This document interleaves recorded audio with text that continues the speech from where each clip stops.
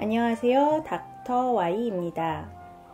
오늘은 외국계 회사에서 경험할 수 있는 일들 가운데 텔레컨퍼런스, 화상회의에 대해서 이야기를 하려고 합니다.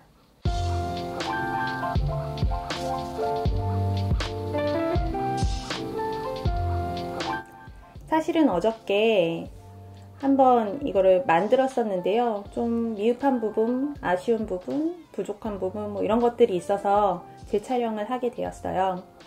오늘도 지금 밤 11시 반 가까이가 되고 있는데 화상회의를 마치고 지금 찍고 있고요. 어제 촬영했던 실제 화상회의 장면을 먼저 보시고 이야기를 이어가도록 하겠습니다.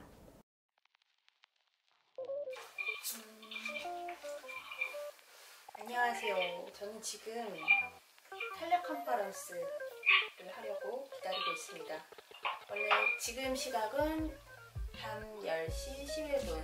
원래 10시 미팅인데요. 지금 미국에서 들어오는 팀들이 한 15분 정도 늦을 것 같다고 해서 지금 15분까지 뮤트를 해놓은 상태로 기다리고 있습니다. 저는 지금 그 기다리는 15분 가량 동안 제가 집에서 이뤄둔 사진 정리를 하고 있어요. 보통은 한 시차를 고려해서 10시, 12시, 11시 이때 뉴욕이랑 하는 미팅이 많고요. 유럽이랑은 거기 시차랑 보통 한 7시간 정도 차이가 나니까 오후 4시 가량부터 미팅이 시작되는 경우들이 많아요. 오늘은 주로 아시아에서는 한국, 일본 팀이 들어오고 그리고 싱가포르, 대부분은 미국에서 미팅에 참여하는 거여서 오늘은 10시 미팅이고요. 이제 2분 있다가 미팅 시작할 예정입니다. 그때까지 사진을 좀 정리할게요.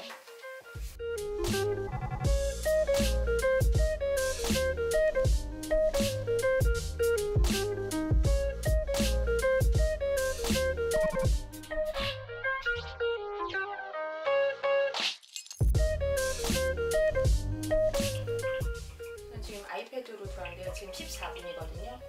점점 보이죠? 한 명씩 들어가고 있는 거. Hello, it's Katya. Good morning, everyone. Good evening, depending on where you're at. Hello. Good evening, Katya. Hello. 이거 얘기들은 이제 회사 기밀일 텐데.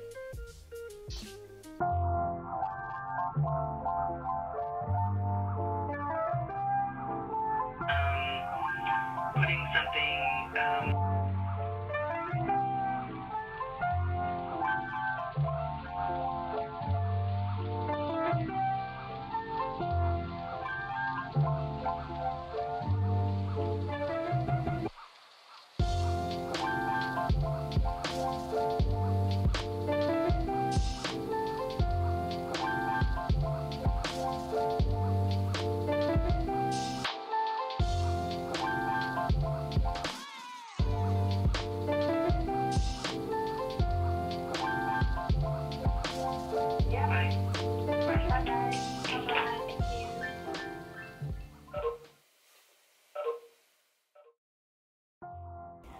간단하게 제가 일상적으로 하는 화상회의의 모습을 보여드렸습니다. 맡은 직책이나 또 맡은 부서나 이런 거에 따라서 조금 차이는 있겠지만 저 같은 경우는 일주일에 많게는 4번 내지 5번 정도 글로벌 팀과 화상회의가 있고요. 그리고 저의 매니저도 지금 유럽에 살고 있는 이탈리아 분이시기 때문에 그분과도 정기적으로 1대1 미팅을 할 때 이렇게 화상회의를 하곤 합니다. 예전에는 텔레컨퍼런스라는 주제로 유튜브를 찾아보시면 외국에서도 텔레컨퍼런스에 대한 그런 자료들이 굉장히 많을 거예요. 그리고 그 대부분들이 텔레컨퍼런스를 할 때 일어날 수 있는 해프닝들, 그리고 굉장히 리얼한 이야기들이 많이 나오는데 굉장히 흔한 일들이 예전에는 그랬었지만 한참 얘기를 하고 있는데 하울링이 계속 들려가지고 누가 한마디를 할 때마다 안녕하십니까, 가 이런 식으로 노이즈가 들린다거나 우리나라에서도 그런 해프닝이 한 번 있었죠. 인터뷰를 하고 있는데 아기가 보행기를 타고 막 들어오잖아요. 실제로 그렇게 저처럼 텔레컨퍼런스를 할 때 시차 때문에 집에서 들어와야 되는 사람들이 있기 때문에 개가 짖는다거나 운전하는 그 백그라운드 노이즈가 들린다거나 아이들이 들어와서 엄마 아빠 하고 소리 지르고 울고 하는 소리들이 들린다거나 또 뮤트를 해놓지 않아서 옆에 있는 직원과 막 잡담을 하고 있는 게 미팅 시간에 들린다거나 하는 일들이 꽤 많았어요. 지금도 그런 해프닝들은 자주 있는 일이고, 그렇지만 제가 처음에 업계에 들어왔던 한 6, 7년 전에 비해서 굉장히 테크니컬한 부분들은 많이 발전을 한 것 같아요. 훨씬 더 깨끗한 화면에, 그리고 예전에는 중간에 미팅하다가 끊기고 튕겨져 나가고 발표자가 중간에 연결이 끊기고 이러는 경우들도 종종 있었거든요. 요즘에는 그런 부분들은 많이 개선이 됐어요. 그래서 진짜 같이 같은 화면을 보면서 이야기를 하듯이 이제 사운드도 더 깨끗하게 들리고 끊어지는 일도 적고 말이 이런 식으로 끊기는 일들도 적고, 그래서 그런 부분들은 많이 이미 개선이 되어 있는 것 같아요. 저는 지금 굉장히 잦은 텔레컨퍼런스를 하고 있는데 그래도 여전히 조금 힘든 부분들은 좀 있어요. 예를 들면은 시간의 매니지먼트. 유럽이랑은 한 7시간 정도 워킹아워의 차이가 나니까 저를 배려해서 보통 오후 4시 또는 5시쯤에 미팅을 잡는 경우들이 좀 많아서 크게 저의 일과 시간에 침해를 받지는 않는데요. 미국이랑 미팅을 하는 경우에는 대부분 밤 10시, 11시가 넘거나 아니면 아침 이르면 7시, 늦으면 8시 이럴 때 미팅을 하는 경우들이 많아서 일상적으로 제가 일을 하는 시간, 그래서 보통 이야기하는 9 to 6라고 하죠. 9시에서부터 6시까지의 일과 시간 이외에 오버타임 근무를 해야 되기 때문에 그런 부분들도 한동안은 좀 힘든 경우들도 있었고, 지금은 많은 기업들에서 그런 부분들을 고려해서 유연 근무제, 탄력 근무제라고 해서 근무 시간을 조금 조정할 수 있도록, 그래서 오버타임을 하는 만큼 일상 근무 시간을 좀 줄인다거나 대체 휴가를 쓴다거나 하는 것들을 시도하고 배려를 하려고 노력하고 있고, 제가 다니는 회사도 그렇습니다. 그렇지만 그런 배려에도 불구하고 사실 특히나 저처럼 아이를 키우는 엄마들이나 아빠들이 집에서 아이랑 이렇게 시간을 보내다가 아이를 재워야 되는 시간에 또는 아이랑 놀아줘야 되는 시간에 아이의 일들을 처리해야 되고 또 집안일들을 해야 되는 시간에 일을 또 계속 해야 된다는 게 쉬운 일은 아닌 것 같아요. 그래서 이런 것들을 또 잘 감당을 하자면 가족들의 지지나 도움도 필요하고요. 그리고 저도 일상생활과 워크라이프 밸런스를 맞추기 위해서 탄력근무제라고 해서 제가 늘상 언제나 2시간을 저녁에 일을 한다고 해서 2시간 일찍 계속 퇴근을 하고 그럴 수는 또 없잖아요. 또 일을 하다 보면 일이 늦어지고 하다 보니까 그래도 그런 부분들을 조금 신경을 써서 제가 너무 지치거나 굉장히 이런 일들에 압도되고 이러지 않도록 본인 스스로를 좀 케어하는 부분들도 필요한 것 같고요. 또 굉장히 이게 민감한 문제이긴 한데 굉장히 다국적 회사들은 여러 나라들이 굉장히 다양한 타임존, 24시간이 다른 타임존에서 미팅을 잡다 보면은 저도 종종 새벽 1시, 2시 또는 5시 이럴 때 미팅이 잡힐 때가 있어요. 도저히 들어갈 수 없는 시간이죠. 저로서는 밤을 새고 그 다음날 또 출근을 하고 이러는 것도 간혹은 가능하지만 그걸 지속할 수는 없으니까 그럴 때는 좀 거절의 미덕을 발휘하는 것도 필요한 것 같아요. 우리나라 사람들은 굉장히 예의가 바르고 남들을 많이 배려하고 이러다 보니까 특히 영어로 뭔가를 이건 좀 아닌 것 같은데요 얘기하기가 조심스러울 때가 있잖아요. 그렇지만 이게 서로 길게 협력을 하기 위해서는 서로 간의 배려와 또 나의 처한 상황을 이야기를 하는 게 필요하다 보니까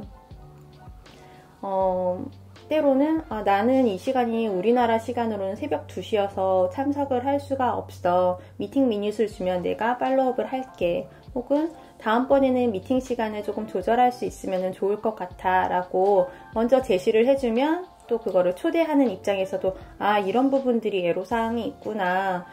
이 부분을 내가 놓쳤구나 하면서 또 조정이 가능한 부분들이 있거든요. 특히 제가 꼭 참석을 해야 되는 미팅인데 새벽 2시다, 3시다 아니면은 되게 정기적으로 하는 미팅이 있는데 그게 매번 밤 12시다 하는 거는 저도 곤란하니까 그래서 그런 것들을 좀 표현할 수 있는 용기도 필요한 것 같습니다. 그래서 첫 번째는 타임 매니지먼트 측면이었습니다. 두 번째, 영어로 대화를 하는 것도 사실은 네이티브 스피커가 아니면 늘 에너지를 많이 소모하는 작업이잖아요. 근데 이제 미팅에서 영어로 미팅을 한다는 것도 비영어권 국가에서 태어나서 영어가 네이티브가 아닌 저희와 같은 사람들은 굉장히 에너지가 많이 필요한데 더군다나 보통 커뮤니케이션을 이야기할 때 커뮤니케이션에서 언어가 차지하는 부분은 약 7%라고 전문가들은 보통 이야기를 하거든요. 그럼 나머지 93%는 비언어적인 표현들로 우리가 대화를 하는데 바디랭귀지라든지 표정이라든지 여러 가지 것들이 이제 복합적으로 있는데 이게 전화회의를 하다 보면은 스크린에서는 슬라이드가 보이고 실제로 말하는 사람의 얼굴이 카메라가 늘 켜져 있는 건 아니거든요. 그래서 얼굴을 늘 보면서 이야기를 하는 것도 아니고 많은 바디랭귀지나 표정이 되게 배제된 상태에서 대화를 하다 보니까 우리는 그 영향을 미치는 7%의 영어 그리고 그 7%를 우리가 100% 다 알아듣느냐 그렇지 못할 때도 있잖아요. 그래서 굉장히 에너지와 집중도를 요구하는 게 저한테는 전화회의였고요. 그래서 그럴 때 이제 그런 거를 조금 잘 제가 매니저하기 위해서 노력했던 부분은 미리 아젠다를 확인을 해서 오늘 어떤 내용이 논의가 되겠구나 라는 거를 미리 알고 프리리드 머티리얼이 있으면은 좀 더 꼼꼼히 읽고 그리고 제가 발표를 해야 되는 부분들이 있으면 미리 좀 머티리얼을 조금 더 신경 써서 만든다든지 또 발표할 거를 미리 써서 원고를 써본 듯이 한번 써보고 연습을 해본다든지 그리고 미팅을 하면 보통 미팅 미닛이라고 해서 그날 어떤 내용들이 논의가 됐고 어떤 결론이 있고 어떤 액션 플랜이 있다라는 게 이렇게 서머리로 그 다음날쯤 쉐어가 되거든요. 그래서 그런 부분들을 좀 더 꼼꼼히 읽고 내가 놓친 부분이 없는지 확인을 하는 것들이 한 가지 도움이 되는 팁이고요. 또 한 가지는 이게 같이 미팅을 같은 테이블 위에서 하다 보면 내가 뭔가 좀 궁금하고 내가 좀 뭔가 질문을 하고 싶고 이럴 때 살짝 손을 든다든지 말하는 사람에게 이렇게 뭔가 어필을 할 수가 있잖아요. 근데 전화회의에서는 제가 큰 목소리를 내서 중간에 말을 끊거나 끼어들어서 excuse me 하고선 이런 부분들을 내가 잘 못 알아들었는데 아니면 이런 부분들은 내가 잘 모르는데 조금 더 설명을 해주겠습니까? 그리고 영어 표현들이 굉장히 영국식, 굉장히 미국식으로 표현을 하다 보면은 좀 비영어권 국가 사람으로서는 그 숨은 뜻을 알기가 어려울 때가 있으니까 그럴 때는 좀 용기를 내어서 나는 이렇게 들었는데 이걸 내가 이렇게 이해한 것이 맞니? 라고 클래리피케이션이라고 하죠. 좀 명확하게 확인을 하는 과정들도 좀 필요한데 그럴 때는 처음부터 그게 쉽지는 않아요. 좀 연습을 하고 용기를 내어서 표현을 하다 보면 나도 조금 용기가 생기고 습관이 되고 그런 타이밍을 찾는데 조금 훈련이 되는 것도 있고 또 한 가지는 저쪽에서 같이 일을 하는 영어권 국가의 직원들도 내가 이렇게 너무 지나치게 미국식 표현을 한다든지 슬랭을 얘기한다든지 하면은 못 알아듣는 다른 나라 사람들도 있겠구나. 또 다른 나라에서는 이런 질문들을 하고 이런 생각들이 있겠구나. 그리고 지금 영어 국가랑만 이야기를 하는 것이 아니니까 내가 조금 더 슬로우 다운해서 천천히 쉬운 영어로 해줘야겠구나라는 거를 본인도 계속 다시 한번 상기를 하고 또 배려를 해서 서로 간에 미팅을 하게도 되니까요. 서로를 위해서, 서로의 성공적인 협력을 위해서, 성공적인 미팅을 위해서 그런 부분들을 좀 용기 내서 얘기를 하는 것도 좋은 방법인 것 같아요. 그렇다고 뭐 매번 저기 미안한데 이렇게 하는 건 아니고 적절한 타이밍에 하시는 게 좋을 것 같습니다. 그리고 또 요즘에는 뭐 녹음기나 또 이런 거 아이폰이나 아이패드로 캡처하는 것도 어렵지 않잖아요. 그래서 미팅을 하다가 중요한 슬라이드가 있거나 그러면 캡처를 해서 나는 따로 한번 본다든지 하는 것도 도움이 될 것 같습니다. 또 세 번째는 전화로 이거를 듣다 보니까 좀 처음에는 좀 거부감이나 굉장히 겁나는 부분들이 있어요. 내가 영어를 그냥 사람을 만나서 하는 것과 전화로 이 사람과 영어로 대화를 하는 거는 조금 온도 차이가 있으니까요. 그럴 때 저는 많이 도움이 됐던 게 제가 회사에 들어오기 전에 한 4년에서 5년가량 전화 영어 수강을 했었거든요. 그게 굉장히 도움이 됐던 것 같아요. 특히 저는 필리핀 선생님하고 4, 5년 동안 한 2-3명의 선생님들과 전화 영어를 했었는데 그러면은 필리핀 영어 배우는 거 아니에요? 라고 얘기하시는 분들이 있는데 필리핀 분들이어도 영어 선생님들이 굉장히 실력이 저보다 좋으시기 때문에 별 문제가 되지 않고 또 글로벌 기업에서 단순히 전화 영어뿐만 아니라 다국적 기업에서 일을 하다 보면 우리가 중고등학교 때 배워왔던 그 스탠다드 미국식 영어만 늘 들으면서 그 미국식 영어로만 이야기를 하지는 않아요. 아프리칸 잉글리시, 또 유러피안 잉글리시, 프렌치 잉글리시, 뭐 제페니스 잉글리시, 차이니스 잉글리시, 코리안 잉글리시가 다 다르고 영어는 한 가지 그냥 글로벌에서 통용되는 언어일 뿐이지 미국말이나 영국말이 아니거든요. 그래서 다양한 방식의 영어를 또 알아듣는 것도 한 가지 훈련이 필요한 분야인 것 같아요. 그래서 그들도 코리안 잉글리시를 좀 이해할 필요가 있고 우리도 뭐 프렌치 잉글리시나 독일식 영어를 이해하고 듣는 훈련이 필요한 것도 있고 그래서 내가 영어를 못한다고 해서 너무 이렇게 좀 의기소침해 있거나 자신감 없이 있기보다는 그냥 내가 편한 대로 한국식 영어도 부끄러워하지 않고 그냥 영어는 그냥 글로벌의 하나의 언어이다. 소통할 수 있는 그냥 툴이다라고 생각하고 자신감 있게 영어를 하시면 좋을 것 같아요. 왜냐면은 비영어권 국가들에서 온 친구들 다 비슷하거든요. 그리고 서로 배려하고 막 그걸 가지고 무시하거나 이러지 않거든요. 그리고 하다 보면 서로 또 맞춰가는 부분도 있고 나도 발전해 나가는 부분이 있으니까 좀 자신감 있게 하시면 도움이 되지 않을까 싶습니다. 오늘 마지막으로 제가 좋아하는 말 한 가지를 나누면서 끝을 맺을까 합니다. 공자 선생님께서 말씀하시기를 아는 것을 안다 하고 모르는 것을 모른다 하는 것이 참으로 아는 것이다 라고 말씀하셨다고 합니다.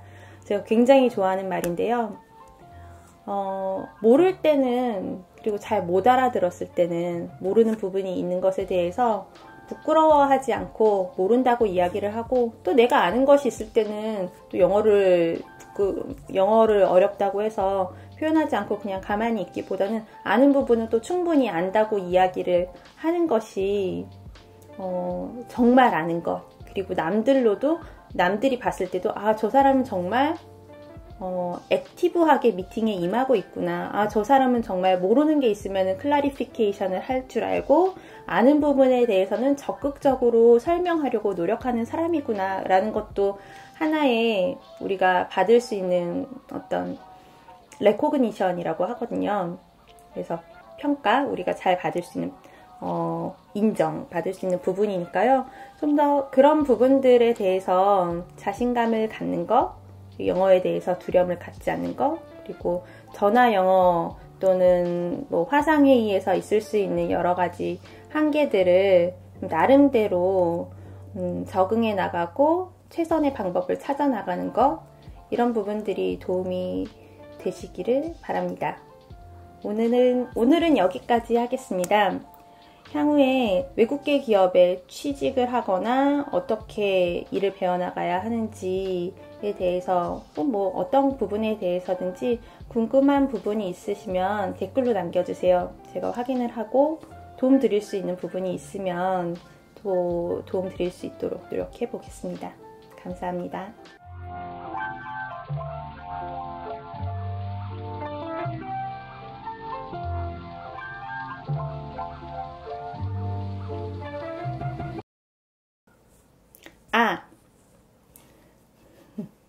좀 자연스럽게. 목 아프다. 앞으로 외국계 기업에 취업을 할 때 팁들이나 또 외국계 기업에서 경험할 수 있는 어떤 것들이 있을지, 꼭 외국계 기업이 아니어도 직장 생활하면서 있을 수 있는 일들에 대해서 시리즈로 만들어 볼 생각이에요. 궁금한 부분들이 있거나 또 의견이 있으시면 댓글로 남겨주세요. 저희가 확인하고 도움 드릴 수 있는 부분이 있으면 도움 드릴 수 있도록 노력해 보겠습니다. 감사합니다.